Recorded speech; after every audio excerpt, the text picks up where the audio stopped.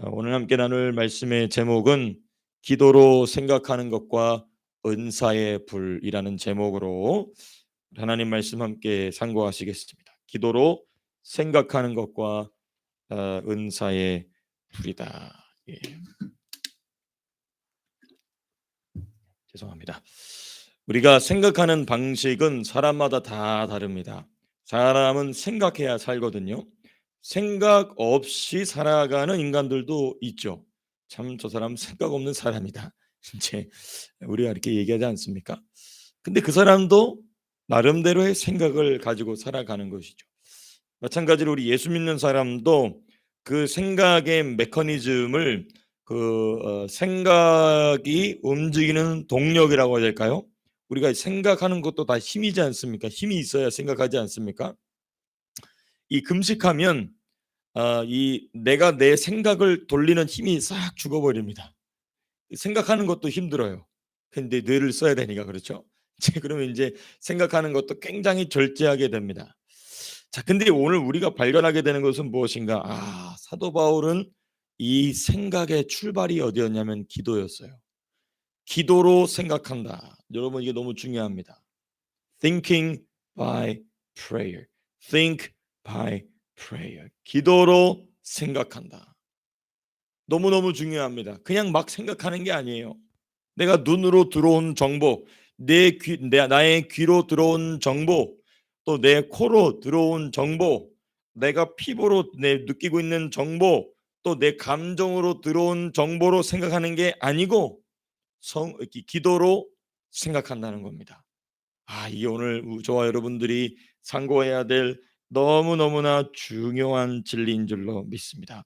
우리가 한 구절 한 구절씩 사도 바울이 그의 아들, 영적인 아들 디모데에게 어떤 말씀을 이야기하고 있는가 우리 살펴보도록 하시겠습니다. 1절 보시면 이런 표현이 있습니다. 우리 1절 같이 한번 읽어보시겠습니다. 시작. 하나님의 뜻으로 말미암아 그리스도 예수 안에 있는 생명의 약속대로 그리스도 예수의 사도된 바울은, 우리가 바울 서신을 읽을 때에 많은 경우에 있어서 이 인사말을 그냥 지나가요. 뻔한 말이지 뭐. 근데 그렇지 않습니다. 이 인사말에 모든 사도 바울이 이야기하고자 하는 이 내용이 다 담겨 있습니다. 보시면 생명의 약속대로라는 표현이 있어요. 생명의 약속대로 그리스도 예수의 사도된 바울은이라고 해서 in keeping with the promise of life that is in Christ Jesus. The promise of life. 생명의 약속이다 되어 있어요.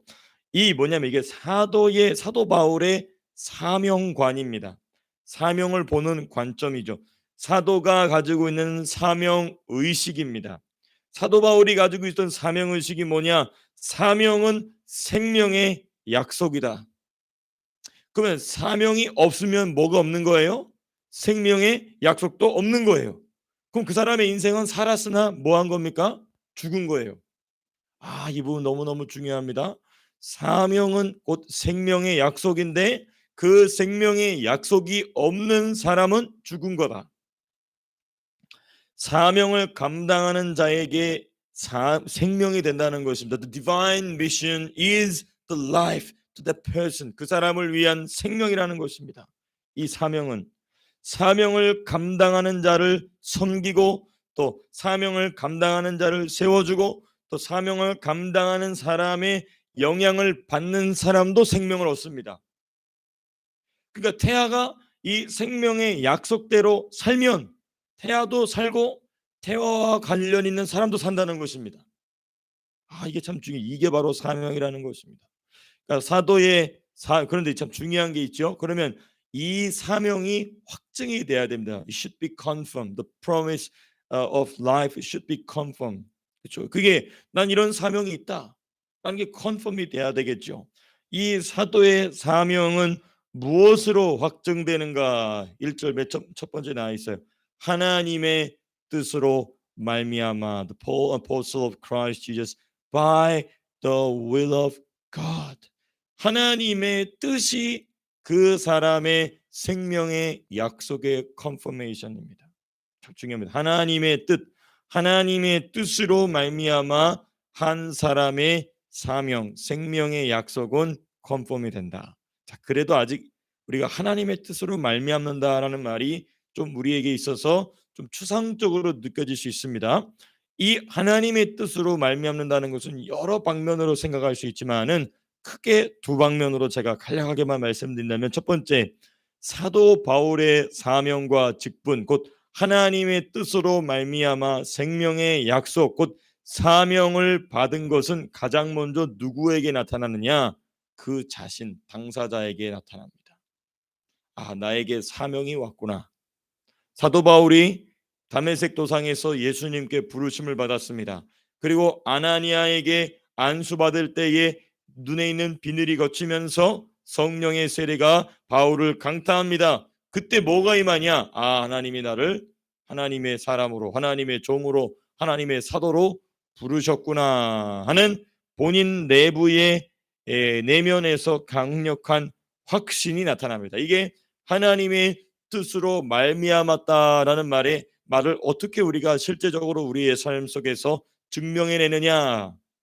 먼저 그 사람 마음의 확신이 옵니다. 저도 그래요. 저도 목사가 되겠다는 거 가장 먼저 누가 알았느냐? 제가 제일 먼저 알았습니다. 아, 나는 목사가 돼야 되는구나. 내가 제일 먼저 압니다.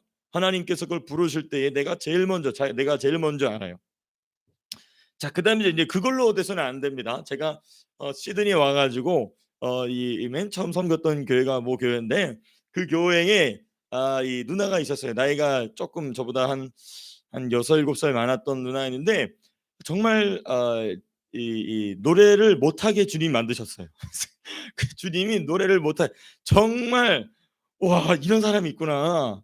근데 자기는 찬양팀을 해야 된다는 거예요. 그러니까 미치겠는 거예요, 미치겠는 거예요.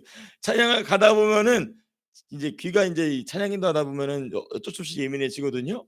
그러면은 이 찬양이 막 이 깊이 있게 들어가다가 벌써 그 자매님의 목소리가 모니터 스피커로 나와. 그러면 인제 뭐 성령도 근심하시는 것만 같은 그런 느낌적인 느낌이 나죠.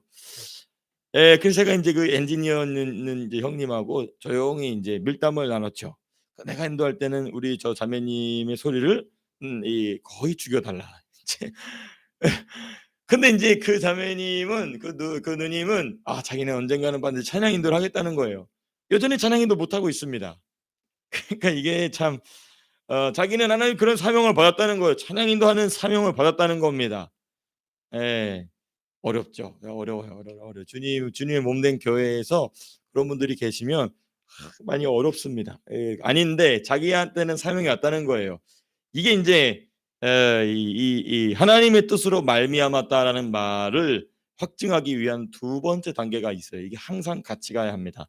먼저 자기 마음의 확신으로 올 뿐만 아니라 그 마음으로 온 확신이 누구에 의해서 동시에 컨펌이 돼야 되냐면은 자기보다 앞선 사명자, 자기보다 앞선 직분자에 의해서 확증이 됩니다. 엘리사가 엘리야에게 딱 사로잡히게 되죠. 엘리야는 누구를 알아보냐면 엘리사를 알아보는 것입니다. 모세는 하나님이 여호수아를 세우실 것을 알았지만 그 전부터 여호수아를 중용해 왔거든요. 중용해 왔어요. 왜 그러냐? 모세도 알아본 겁니다. 모세도 다음은 여호수아구나라고 알아봤던 겁니다. 원래는 디모데가 자신의 어머니의 믿음을 따라서 신앙생활을 신실하게 했는데 이 친구는 내가 데리고 다니면서 키워야 되겠다. 그러면서 2차 전도여행부터 데리고 다니거든요. 그러니까 알아보는 겁니다. 이 사람 안에 무엇이 와 있다라는 것을 앞선자는 알아봅니다. 왜? 자기도 그렇게 받았거든요. 자기도 그렇게 받았기 때문에 아는 겁니다. 이게 바로 이 예루살렘, 그래서 바울의 이 사도의 직분은 누구에게도 컨펌 받을 수 없으나 바울은 중요한 건수가 있을 때마다 항상 어디를 찾아가죠? 예루살렘 교회를 찾아가서 야고보를 비롯한 그 예루살렘 교회의 지도자들과 항상 이를 함께 결정했었다는 것입니다. 참 중요한 부분이에요. 그래서 그러한 맥락 안에서 목사의 안수가 진행되는 것입니다. 앞선 목회자가 뒷선 목회자에게 사명이 들어와 있구나. 제가 이제 이 칼빈 대학교라는 이 한국의 이 신학대학교를 들어갈 때에 뭐 이제 총장님과 그리고 옆에 이제 신학교 이제 조직 신학 교수님이 앉아서 구약학 교수님이었군요. 앉아서 이제 면접을 보는데 뭐 이런저런 문제 질문을 하시는 거예요. 그리고 인제 제가 문을 이제 면접이 끝났습니다. 면접 끝나고 인제 인제 "아 감사합니다. 또 뵀으면 좋겠습니다." 하고 문을 열고 나가는데 문을 닫으면 제가 귀가 굉장히 예민하거든요. 근데 그 옆에 있던 그 이 구약학 교수님이 "아 이 친구는 사명 의식이 있습니다." 딱 이렇게 얘기하는 게 들리는 거예요. '아 그 난 붙었구나. 이 친구는 사명 의식이 있습니다." 인제 그러는 거예요. 이게 앞서서 사명 의식을 가진 사람은 그 사람의 말이나 눈빛이나 표정을 보면 아는 겁니다. 근데 인제 문제는 뭐냐면 이제 우리 성도님들의 머릿속에 퀘스천 마크가 생깁니다. 근데 내가 봤던 목사들은 왜 그 모양이지라는 퀘스천 마크가 생기실 수도 있으시겠죠. 안 생기실 수도 있겠지만 그쵸? 그 왜 그러느냐? 이렇게 사람을 세워오는 성경의 원리에서 벗어난 거예요. 이렇게 사람을 세워오는 원리에서 벗어났기 때문에 이런 문제가 생기는 것입니다. 주님의 마음이 슬프시겠죠. 뜨거운 마음으로 사명을 받아서 또 다른 뜨거운 마음으로 사명받은 자를 앞선 자가 뒷선 자를 이끌어옴으로써 하나님의 사역에 동참시키는 이 흐름이 깨져버린 것이죠. 이게 바로 생명의 약속이 전가되지 못하고 있는 안타까운 현상인 것입니다. 이게 우리가 사도 바울의 사명관, 사명 의식에 대한 우리 1절 말씀의 묵상이었습니다. 자, 그럼 2절 말씀 이제 넘어가서 사랑하는 아들 디모데에게 편지하노니, 그러니까 벌써 지금 사도 바울이 디모데를 사랑하는 아들이라 부른다는 것 자체가 지금 이 생명의 약속이 전가된 아들이란 뜻입니다. 예. 그러니까 사도 바울의 영적인 아들인 디모데, 이 다른 말로 얘기한다면 사도 바울이 디모데를 복음으로 낳았다는 것입니다. 복음으로 낳았다. 복음으로 낳은 디모데. 디모데는요 어렸을 때부터 성경을 알았습니다. 그렇죠. 어렸을 때부터 성경을 가르침 받았다라는 기록이 이제 사도행전에도 나오기도 하죠. 그렇게 하나님을 섬겼으나 사도 바울을 통하여 진리를 더욱 깊이 깨닫고 그러면서 사도 바울의 사역을 수종들게 되죠. 이 과정을 통하여 디모데는 바울이 복음으로 낳게 되는 영적인 아들이 되는 것입니다. 여러분 이게 참 중요합니다. 민수기는 육신적인 낳음으로 육신의 낳음으로 하나님의 군대가 형성이 되지만 이제는 신약 교회의 군대는 영적인 군대는 무엇으로 다시 이 군대가 형성이 되느냐? 복음으로 나아진 사람, 복음으로 다시 태어나게 되는 사람. 거듭난 거 말고 거듭난 것도 물론 포함되겠지만은 야 내가 진리를 여기서 더 깊이 깨닫게 되는구나. 그러니까 예를 들면 이런 것이죠. 정세영 목사가 전하는 하나님 말씀을 통하여서 이 신앙의 더 깊은 진리 안으로 들어가게 됐다. 그러면 그게 바로 뭐냐? 복음으로 낳게 된다는 겁니다. 그게 복음으로 낳게. 그래서 그 복음으로 부모의 관계가 아들과 아버지의 관계가 형성되는 것, 이게 바로 바울이 얘기하고 있는 사랑하는 아들 디모데에게 편지하노니라는 요 짤막한 문장 안에 들어가 있는 것이죠. 이 관계가 맺어지지 않으면 그 교회나 그 공동체는 모래알됩니다. 남남이 되죠. 남남이요. 다른 사람이 되는 거. 그냥 어쨌든 친한 관계지만 남은 남이 돼 버리는 것이죠. 그다음에 이제 우리가 1절 2절은 이렇게 서론 인트로덕션이었는데 인제 본격적으로 사도 바울이 왜 디모데후서를 썼는가? 디모데후서의 목적이 인제 3 절에서부터 쭉 인제 나오게 됩니다. 쭉 나오게 되는데 3 절에서부터 몇 절까지냐면 8 절까지 쭉 이 핵심적 디모데후서를 기록하게 된 핵심적인 목적이 무엇인지가 나오는데 일단 먼저 바울이 이 편지를 쓰게 된 동기가 어디로부터 시작이 됐느냐가 3, 4, 5절에 나옵니다. 3, 4, 5절. 3절 우리 3절 말씀 같이 한번 읽어보겠습니다. 시작.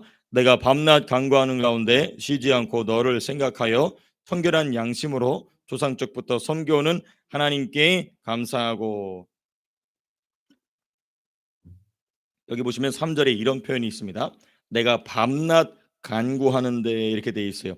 As night and day, constantly remember you in my prayers. 내가 밤낮 간구하는데 쉬지 않고 너를 뭐 했다고 얘기하죠? 생각하고라는 표현이에요. 이 3절에도 생각이라는 표현이 합니다. 또 4절에도 내 눈물을 모아요 생각하여. 근데 이건 지금 다 기도 안에서 생각하고 있다는 얘기예요. 또 5절도 뭐라고 얘기하죠? 이는 내 속에 거짓 없는 믿음이 있음을 뭐하라? 뭐한 것이라? 생각함이라. 이 생각은 그냥 뭐 길을 가다가 밥을 먹다가 생각한 게 아니고 밤낮 너를 위하여 기도하는 가운데 든 생각이라는 것, 찾아온 생각이라는 것입니다. 그렇게 기도로 지금 사도 바울은 디모데를 위하여 디모데에 대한 생각을 하고 있다는 것입니다. 또 하나씩 좀 살펴보시게 되면, 자 먼저 3절 보시면 내가 밤낮 간가운데 쉬지 않고 너를 생각하여. 사도 바울은요 자기의 생각을 말하는데 어떻게 말하냐면 기도 중 생각한 것을 말합니다. 우리는 사도 바울의 깊이가 얼마나 깊은지를 우리가 로마서를 통해서 살펴보고 있죠. 특별히 사도 바울은 성령의 탄식까지 들을 정도로 깊이 기도하는 사람이었어요. 그러니까 사도 바울의 생각은 곧 누구의 생각이냐면 성령의 생각인 것입니다. 그러니까 사도 바울은 기도 가운데에 성령으로 생각한다는 것이 무엇인지가 철저히 몸에 배어 있던 하나님의 사도였던 것입니다. 네. 우리 성도의 말의 습관이 이와 같아져야 합니다. 성도의 말의 습관이 기도 가운데 정돈된 생각이 말을 주도하게 해야 됩니다. 우리가 무슨 말을 해야 될지 토시까지 성령께서 가르쳐 주지 않으세요. 물론 그런 경우도 있지만 그런 경우는 많지 않습니다. 많지 않고 내가 어떻게 말을 해야 된다라는 생각의 큰 방향 제시를 성령으로부터 받아야 되는 것입니다. 그거 가장 힘써야 될 사람이 목사죠. 왜? 설교를 그렇게 해야 하니까. 성경을 어떻게 풀어갈 것인가, 이것을 성도님들에게 어떤 식으로 전달해 나갈 것인가. 제가 제 통박을 굴려서 하면은 벌써 제 입에서부터 버벅거리기 시작합니다. 그리고 이 설교도 시간도 막 금방 지나가 버려요. 막 벌써 50분 설교해야 되는데 벌써 15분이면 이제 설교가 끝나갑니다. 그러면 이제 나머지 35분을 어떻게든 때워야 되니까 막 똥줄 타는 거죠. 죄송합니다. 제가 막 이런, 근데 진짜 그 표현 말고는 표현할 방법이 없어서 제가 그렇게 말씀드리는 겁니다. 왜냐? 성령이 주시는 방향대로 말하는 것을 놓쳐버리면 내 말을 하게 되고 내 말은 그것을 채울 수가 없게 됩니다. 예. 그러면 이제 그날 설교는 이제 문지르는 거죠. 내가 나도 뭔 말하는지 모르고 들으시는 분들도 뭔 말하는지 못 알아듣고 그냥 뭐 좋고 좋은 소리가 끝나버리게 되는 것입니다. 그런데 바울은 어떻게 얘기하고 있느냐? 기도 가운데 정돈된 생각이 자기의 말을 주도하게 한다는 것입니다. 그래서 우리는요 진지하게 진실되게 기도하기 위해서 시간과 장소를 구별하는 훈련이 너무나 중요합니다. 이렇게 새벽에 나와 기도하시고 또 주중에 우리 주중 기도표도 열심히 적어놓지 않으셨습니까? 우리 좀 잘 지켜주고 계신데, 저렇게 기도를 하는 이 시간을 구별하지 않는다면 우리의 기도 중 나온 생각이 우리의 말을 주관하는 것이 아니라 내가 늘상 가지고 있던 생각이 내 말을 주도하게 됩니다. 그러면 누구와 같은 실수를 하느냐? 일단 제일 먼저 세 친구 같은 실수하게 돼요. 우리 욥의 세 친구, 그렇죠? 욥의 세 친구가 그렇게 말한 겁니다. 그냥 자기가 보이는 대로 말을 해버리는 거예요. 그러니까 그 말이 누구에게로 넘어가느냐? 원수에게로 주도권이 넘어가 버리게 되죠. 그래서 우리가 무슨 말을 할 때 이 기도 중 든 생각이 우리의 말을 주도하게 하자. 자, 그럼 이제 사도 바울의 기도하면서 기도로 한 생각, 기도로 생각한 내용이 3절, 4절, 5절 쭉 나옵니다. 이 3절 보시게 되면 너를 생각하여라는 표현이 있죠. 디모데는요 바울이 생각만 해도 하나님께 감사가 나온 사람이었다. 그렇죠? 내가 밤낮 간구하는데 쉬지 않고 너를 생각하여 청결한 양심을 조잡고 섬겨오는 하나님께 뭐하고 감사한다. 바울이 기도하다가 디모데의 얼굴만 생각해도 감사의 눈물이 나오는 것입니다. 감사하다, 감사하다. 생각만 해도 근심 걱정이 나오는 사람이 아닌 사도 바울이 고린도 교회를 생각하면은 근심과 걱정이 찾아왔는데, 기도하다가 디모데를 생각하면 감사와 찬송이 나오는 성도. 그 디모데는 어떤 사람이었느냐? 사도 바울의 가슴 속에 숨겨져 있는 영적 판결 흉패에서 빛나는 보석이었다는 것입니다. 빛나는 보석, 빛나는 보석이었다. 네. 자, 그다음에 두 번째 4절 보시면 내 눈물을 생각하여 너 보기를 원함은 이렇게 돼 있어요.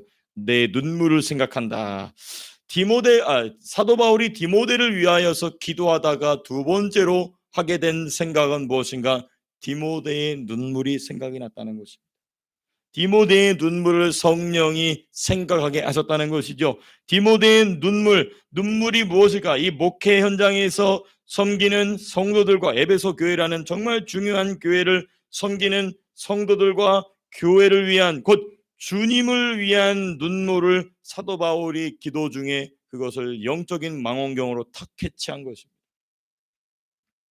기도 중에 발견한, 기도 중에 알게 된 디모데의 눈물, 이 눈물은 어떤 눈물이냐? 성령이 기뻐하시는 눈물인 것입니다. 여러분, 저와 여러분들은 성령이 기뻐하시는 눈물을 많이 흘리실 수 있게 되시길 바랍니다. 그 눈물이요, 보석입니다. 보석. 주를 위한 눈물, 나의 죄를 회개하면서 나의 죄에 대한 애통함, 나를 용서하시는 예수님의 사랑에 대한 눈물, 또 내가 사랑하는 자녀들을 위한 눈물, 내 아내와 남편을 위한 눈물, 또 영적인 늪에 빠져 있으나 그것을 모르고 허우적거리고 있는 신앙의 동료나 후배들을 위한 눈물, 이 눈물 너무나 귀한 눈물인 것, 주님이 받으시는 눈물. 사도 바울의 기도 중에 발견된 이유가 바로 주님이 기뻐하시는 눈물을 디모데가, 성령이 기뻐하시는 눈물을 디모데가 흘렸기 때문인 것이죠. 이 눈물의 두 번째 의미는 무엇인가? 사도의 목회 태도 자세를 본받은 디모데입니다. 사도 바울이 목회할 때의 그 자세, 목회할 때의 태도를 본받은 거예요. 우리 사도행전 20장 19절 보시게 되면은 사도 바울이 겸손과 모든 겸손과 눈물로 주를 섬겼다 이렇게 나와요. 자, 근데 조금 밑으로 내려가면 사도행전 20장 31절에 보면은 사도 바울이 뭐라고 했냐면 3년 동안 밤낮 쉬지 않고 눈물로 각 사람을 훈계했다라고 나오고 있어요. 이 훈계했다는 건 책망이거든요. 눈물로 책망했다는 것입니다. 눈물로 각 사람을 한 명 한 명을 훈련시켰다. 한 명 한 명을 훈계했다. 무엇으로? 눈물로. 근데 이렇게 눈물로 에베소 교회의 성도들을 훈계한 그 사도 바울의 태도를 그대로 디모데가 본받았다는 것입니다. 그대로 디모데가 본받았다. 세 번째, 이 디모데의 눈물의 세 번째 의미는 무엇인가? 바울과 디모데가 눈물로 섬기고 있는 그 이유, 원인이 무엇인가? 이제 우리가 이제 이 부분을 좀 살펴보게 되면은 각 사람을 눈물로 훈계한 이 사도 바울의 모범을 따라갔다는 것입니다. 그렇죠? 제가 지금 두 번째 내용과 세 번째 내용이 좀 겹치는데요. 그 이유는 무엇인가? 사도 바울의 모범을 따라갔다는 것입니다. 곧 그것은 주님의 눈물이죠. 주님의 눈물. 이게 지금 사도 바울이 생각한 이 두 번째입니다. 두 번째 생각. 디모데를 위해서 기도하면서 든 두 번째 생각. 세 번째 생각이 참 중요합니다. 5절 보시게 되면 이는 내 속에 거짓이 없는 믿음이 있음을 생각함이라. 디모데 속에 있는 거짓 없는 믿음, 그 거짓 없는 믿음이 사도 바울의 신앙의 태도를 본받게 했다는 것입니다. 특별히 이 사도 바울의 기도 중에 생각한 이 세 번째 디모데의 세 번째 내용, 곧 디모데의 거짓 없는 믿음. 여러분, 이 거짓이 없다라는 편 참 중요합니다. 거짓이 없는 믿음, sincere faith라고 돼 있는데 영어로는 이 거짓이 없다는 말은 무엇인가? 사람과 하나님 앞에서 거짓이 없다는 것입니다. 사람과 하나님 앞에서 거짓이 없다. 동시에 그 다음이 더 중요한 의미인데, 진리가, 복음이 다른 복음 곧 거짓 복음과 섞이지 않았다는 것입니다. 타협하지 않았다는 것입니다. 네. 근데 이 믿음이 어디로부터 내려왔느냐? 조상으로부터 내려왔다. 조상으로부터 계승되었고 사도 바울을 만나서 본래의 모습대로, 주님이 기대하시는 모습대로 꽃이 피게 된 것입니다. 여러분, 그러니까 이게 두 가지가 박자가 잘 맞아야 됩니다. 조상이 타협 없는 거짓 없는 믿음을 물려줄 수 있어야 됩니다. 참 중요합니다. 그러므로 부모로서의 역할이 참 중요하겠죠. 내가 물려줘야 될 믿음이 내 자녀의 신앙생활에 있어서 어떤 폴티를 만들어내지 않겠는가 항상 염려하고 항상 염두하고 살펴보는 것 참 중요합니다. 그걸 우리가 어디서 잘 알 수 있냐면 열왕기상하, 역대상하를 보면은 그게 계속 반복적으로 나오게 되죠. 그러다가 누굴 만나면 그 당대의 선자를 만나면 그게 팍 터지는 것이죠. 그게 이제 다니엘과 세 친구지 않습니까? 그들의 조상적으로부터 내려오던 그 귀한 신앙이 소수지만은 그 신앙이 누구를 만나니까 눈물의 선지자 예레미야를 만나니까 그게 팍 터지게 되고 그게 어디서 꽃이 피게 됩니까? 포로 생활하는 가운데 다니엘과 세 친구의 그 신앙이 꽃을 피게 되죠. 그러니까 어떤 신앙을 물려주느냐와 그리고 그 물려받은 신앙을 어떻게 꽃을 피우느냐 이게 참 중요한 영적인 균형과 박자인 것입니다. 이게 지금 이제 5절에서 사도 바울이 기도 가운데 생각한 내용입니다. 자, 그리고 이제 6절에서부터 8절까지 내가 이렇게 너를 생각한다. 그렇지. 그렇게 생각하고 나서 이제 6절 아주 중요한 얘기를 합니다. 우리 6절 말씀 같이 한번 읽어보겠습니다. 시작. 그러므로 내가 나의 안수함으로 내 속에 있는 하나님의 은사를 다시 불일 듯하게 하기 위하여 너로 생각하게 하노니. 자, 지금 이제 생각의 주체가 바뀌었다는 것이 발견되셨습니까? 3절, 4절, 5절은 지금 누가 생각했죠? 바울이 생각했습니다. 그렇죠? 근데 6절에 와서는 근데 생각하는 주체가 바뀌어요. 너로 뭐하게 하노니? 생각하게 하노니라고 얘기하고 있습니다. 이 변화가 저 여러분들이 깊이 있게 발견하실 수 있게 되시길 바랍니다. 집에 가셔서 다시 한번 읽어보세요. 3절, 4절, 5절에서는 내가 생각하노니, 내가 생각하노니, 내가 생각하노니 해놓고 6절 딱 가서는 너로 생각하게 하노니라고 얘기하고 있습니다. 참 중요합니다. 이 부분 참 중요한 부분입니다. 본서의 기록 목적을 이야기하면서 본격적으로 얘기하면서 내 속에 있는 하나님의 은사를 다시 부릴 듯 하게 하기 위해서 제일 먼저 중요한 게 뭐냐? 내 생각이 너에게로 건너가야 된다는 것입니다. 사도 바울이 뭘 발견했냐면 디모데 내면에서 은사의 불이 꺼진 것을 발견했어요. 자, 이제 이번 차곡차곡 제가 이제 정돈하면서 말씀을 드린다면 주님을 섬기는 것은요, 여러분, 우리 오직 불로만 섬기는 것입니다. 여러분, 주님을 섬기는 것은 오직 불로만 섬길 수 있다. 그래서 이 불로 주님을 섬긴다는 것이 무엇인지를 우리가 또 한참 공부해야 될 내용이지만은 아주 간단하게 또 우리 성도님께서는 그런 걸 다 받아들일 준비가 이렇게 되시기 때문에 여러분 구약 성경, 신약 성경 가릴 것 없이 하나님을 섬겼던 위대한 하나님의 사람들의 그 사역의 시작점에는 항상 불이 있었습니다. 항상 불이 있었어요. 모세 보십시오. 그 불 붙은 떨기나무 가지 앞에서 부르심 받죠. 모세가 전부 불입니다. 불이 없이는 주님을 섬길 수 없다. 똑같습니다. 지금 디모데도 주님을 은사의 불로 주님을 섬겨야 되는데 그 은사의 불이 꺼졌다는 것이에요. 그걸 이제 사도 바울이 이 기도 가운데 다 체크해 놓은 것이죠. 그리고 이 불이 다시 불타올라야 된다라는 생각이 기도 가운데에 확증적으로 바울에게 나타나게 되고 이 생각을 누구에게 건너주고 있느냐? 디모데에게 건너주고 있다는 것입니다. 그러므로 너가 생각해야 될 게 있다. 네 안에 있는 은사의 불이 다시 타올라야 함을 너는 생각하라는 것입니다. 이게 참 중요한 이 내용인데요. 너로 생각하게 하는, 그러니까 5절까지는 바울이 생각하는 내용이었으나 6절부터는 디모데가 생각해야 될 내용을 이야기하고 있는 것입니다. 곧 사도 바울이 기도 중에 생각이 사도의 생각으로만 머물러 있어서는 안 되고 누구의 생각으로 전가되어야 되느냐? 디모데의 생각으로 전가되어야 된다는 것입니다. 목사가 설교를 하는데 그 설교의 불이 누구의 생각으로 옮겨져야 되느냐? 성도님들의 불로, 성도님들의 생각으로 옮겨질 수 있도록 목사는 뜨겁게 준비해야 된다는 것이죠. 그리고 그것을 받은 성도님들은 오늘 설교 좋았어. 그게 아니라 그 설교 속에 들어온 불이 여러분들 각자의 불로 딱 그것을 붙잡아야 된다는 것이죠. 이게 지금 사도 바울이 디모데에게 얘기하고 있는 것입니다. 내 생각을 네가 붙잡으라 얘기하죠.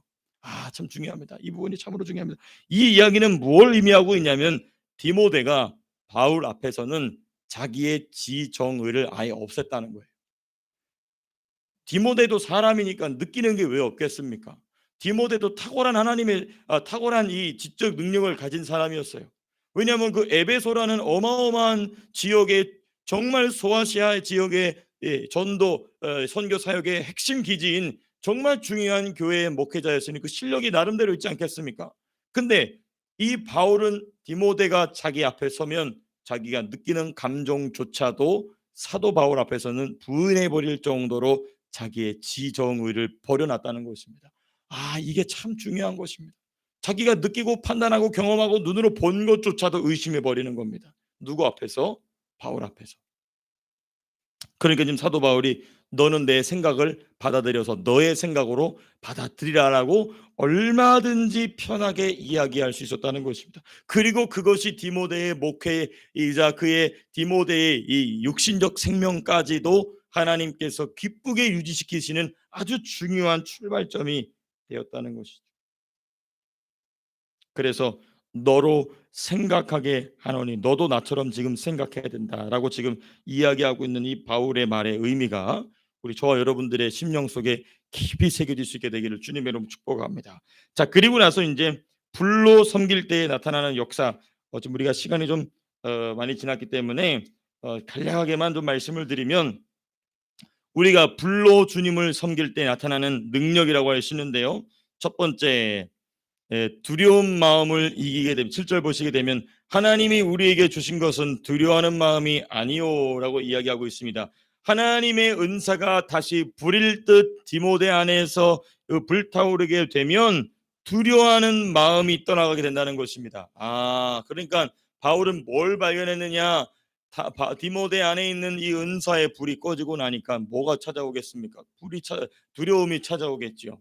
어떤 두려움이겠습니까? 여러 가지 극심한 핍박 상황, 고난 상황, 또 그 에베소 교회의 그 대단한 성도들을 향한 어떤 그 부담감 이런 것들이 있지 않겠습니까? 거기로부터 몰려오는 두려움입니다. 두려움. 그 두려움을 몰아낸다. 무엇이? 이 불이 두려움을 몰아낸다는 것입니다. 두 번째, 능력. 무엇이 나타나느냐? 능력과 사랑과 절제하는 마음이 나오게 된다는 것입니다. 이 능력은 이 성령의 능력이 나타나게 되는 것입니다. 더러운 귀신을 쫓아내고 은사로 주님을 섬기고 하는 등의 이 여러 가지 것들이 다 포함되어 있는 말이 능력입니다. 또 사랑은 주님을 향한 사랑과 또 함께하고 있는 성도들을 향한 사랑입니다. 그리고 절제는 무엇인가? 육신의 소욕을 절제하는 것입니다. 육신의 소욕을 절제하는 것. 육신의 소욕을 절제한다는 것은 두 방면입니다. 디모데 본인의 육신의 소욕을 절제시킬 뿐만 아니라 같이 함께하고 있는 성도들이 육신적 만족을 찾아갈 때 그걸 절제시키는 것입니다. 절제하십시오. 그러니까 우리는 은사를 절제한다고 하는데 그 은사를 절제한다고 얘기하시는 분들은 참 제가 이해가 안 되는데 그런 절제를 얘기하는 것이 아닙니다. 여기서 말하는 절제는 우리 육신이 육신 마음대로 일하고 싶어하는 것을 절제한다는 것입니다. 이게 바로 불의 능력이라는 것이죠. 그 다음 이제 세 번째 8절 보시게 되면 복음과 함께 고난에 기꺼이 동참하게 된다는 것입니다. 8절 마지막 오직 하나님의 능력을 따라 복음과 함께 고난을 받으라 이야기하고 있습니다. 이게 바로 불로 섬길 때 나타나는 중요한 능력인 것입니다. 자, 그럼 이제 결론입니다. 불은 어떻게 다시 불타오르는가? 두 가지입니다. 제가 먼저 말씀드렸던 게 첫 번째인데요. 사도 바울의 생각을 공유함으로 디모데는 그 은사의 불이 다시 불타오르게 되는 것입니다.